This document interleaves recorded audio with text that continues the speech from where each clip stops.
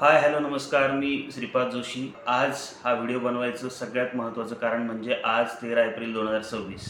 13 April 2024ला आजच्या तारखेला म्हणजेच 2 वर्षांपूर्वी शुभ्र नभाचे काठ या आपल्या कविता संग्रहाचं प्रकाशन SM जोशी सभागृह येथे पुण्याला गझल रंगाच्या कार्यक्रमामध्ये अनेक मान्यवरांच्या उपस्थितीत पार पडलं.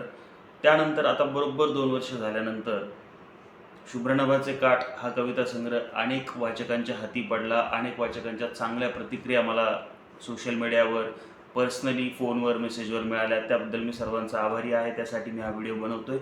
आणि मला एक धाकधूक होती शुभ्र नभाचे काठ प्रकाशित करताना. 2 होत्या रादर. एक धाकधूक नव्हती. पहिली धाकधूक होती की आपण 2017 साली जाणीवांचे दिवे हा पहिला कविता संग्रह प्रकाशित केला आहे आणि तो खूप चांगल्या पद्धतीने रिसीव्ह केला गेला वाचकांकडून. शुभ्र नभाचे काठला कसा प्रतिसाद मिळेल ही एक पहिली धाकधूक म्हणत होती. आणि दुसरी धाकधूक, हे प्रकाशन मी माझ्या मुलीच्या म्हणजे शुभ्राच्या हस्ते प्रकाशन केलं या पुस्तकाचं. आणि त्यावेळी शुभ्रा 4.5 वर्षांची होती. कळण्याच्या आणि न कळण्याच्या उंबरठ्यावर होती आणि अशा वेळेस ती मंचावर शांत बसेल का, ती प्रकाशित करेल का पुस्तक छान, याचं एक धाकधूक होती. तर तीसुद्धा व्यवस्थित पार पडली. शुभ्राने अतिशय चांगल्या मूडमध्ये प्रकाशित केलं हे पुस्तक. त्याबद्दल तिचेही आभार, सर्व वाचकांचे आभार, सर्व मान्यवरांचे, त्या दिवशी जे मान्यवर उपस्थित होते सर्व मान्यवरांचे आभार. शाहीर सुरेश कुमार वैराळकर, उल्हास दादा पवार, अशोक धिवरे साहेब या सर्वांच्या उपस्थितीत, माझे प्रकाशक शुभानंद चिंचकर साहेब आणि सर्व मित्रमंडळींच्या, आप्तेष्टांच्या उपस्थितीमध्ये या पुस्तकाचं प्रकाशन त्या दिवशी पार पडलं. बरोबर आज 2 वर्ष झाली आणि त्यामुळे हा व्हिडिओ आणि त्या प्रकाशनाच्या स्मरणार्थ आज मला 2 कविता वाचायच्या आहेत. एक मी वृत्तबद्ध कविता वाचतो आणि दुसरी जी कविता आहे ती मुक्तछंदातली वाचतो. आणि हो, जाता जाता ज्यांनी अजूनही शुभ्र नभाचे काठ वाचलं नाही त्यांनी नक्की वाचा. ही पहिली कविता आहे मखमली ऊन नावाची. पान नंबर 110 वर ही कविता आहे, 92 नंबरची कविता. आणि ही कविता वृत्तबद्ध कविता आहे. ती कविता वाचतो.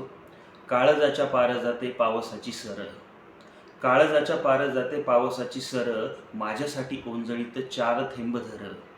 ओली चिंब आसुसते तळव्याची नक्षी, ओली चिंब आसुसते तळव्याची नक्षी, अंघोळीला दारामध्ये उतरतो पक्षी.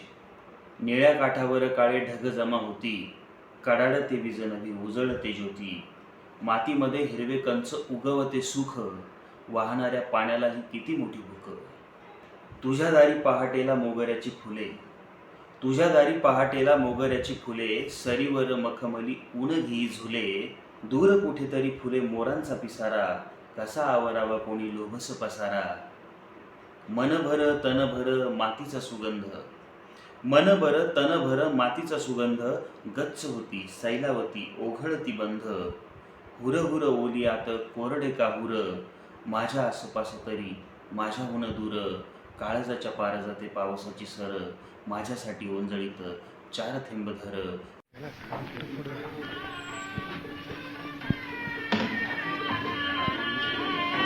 त्यांनी आधीच सांगितल्याप्रमाणे त्यांचा हा दुसरा संग्रह आहे जो आमच्यावरून प्रकाशित होतो आहे.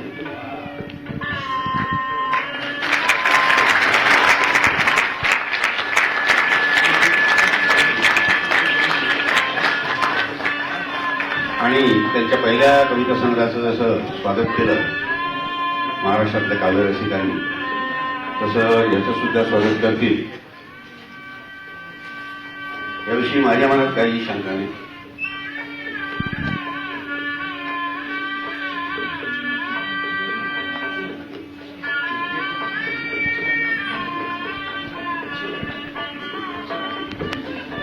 शुभ्र नभाचे काठ, कवी श्रीपाद जोशी, प्रकाशक शुभानंद चिंचकर.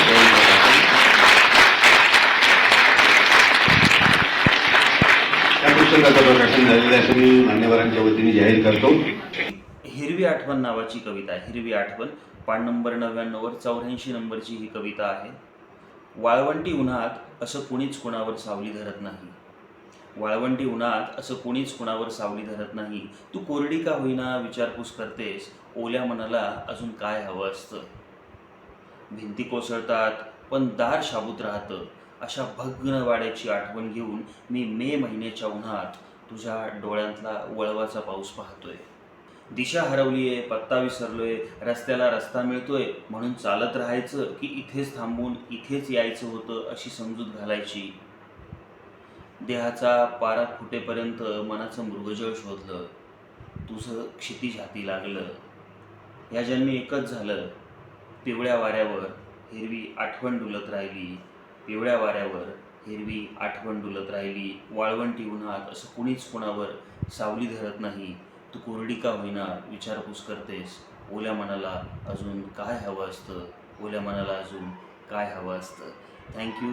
आणि सर्वांनी नक्की ह्या 2 कविता कशा वाटल्या ते तर आवर्जूनच कळवा. पण शुभ्रनभाचे काठ हे पुस्तक नक्की वाचा आणि ते तुमच्या शेल्फमध्ये असू द्या, तुमच्या मित्रांना गिफ्ट द्या आणि मला हा कविता संग्रह कसा वाटला ते नक्की सांगा.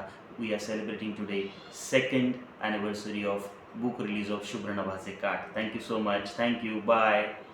थँक्यू.